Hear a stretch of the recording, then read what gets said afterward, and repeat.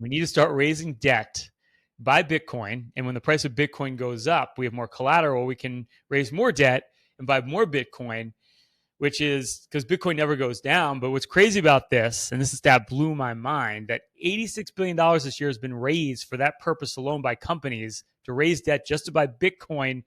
That's more than initial public offerings in dollar amounts that's happened this year. So, Bob, is this the greatest business strategy of all time, or are we on the precipice of one of the most magnificent bubbles ever? What's your opinion? Well, it's amazing how that term MicroStrategy, because the company changed its name to Strategy, but the strategy of MicroStrategy is now like already in the lexicon of business. It's like Eric Trump is starting a company which is the Bitcoin miner. So he's taking this shell company, and they're going to continue to mine Bitcoin, but at the same time they're going to create a Bitcoin reserve, just like Strategy. So they're going to. When I spoke to the representatives of that company, I said, "Well, we're going to employ the MicroStrategy."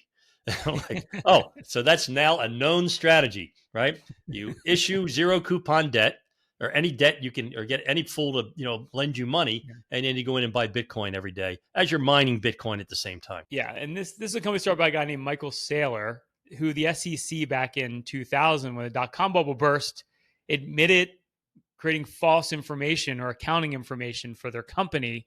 And now with this great quote unquote strategy, what's more arrogant than calling your company Strategy?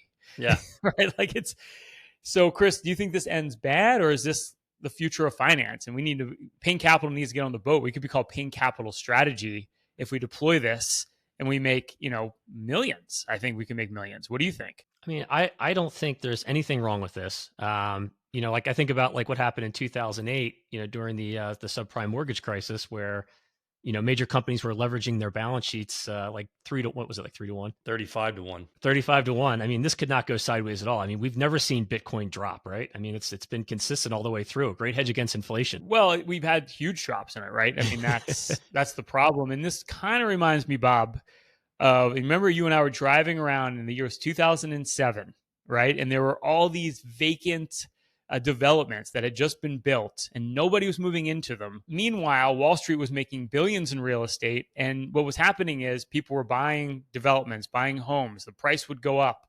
They would borrow against it. They'd buy another house, borrow against that, and so on and so forth. I remember even a waitress down in Florida I was speaking to at that time had like 10 properties.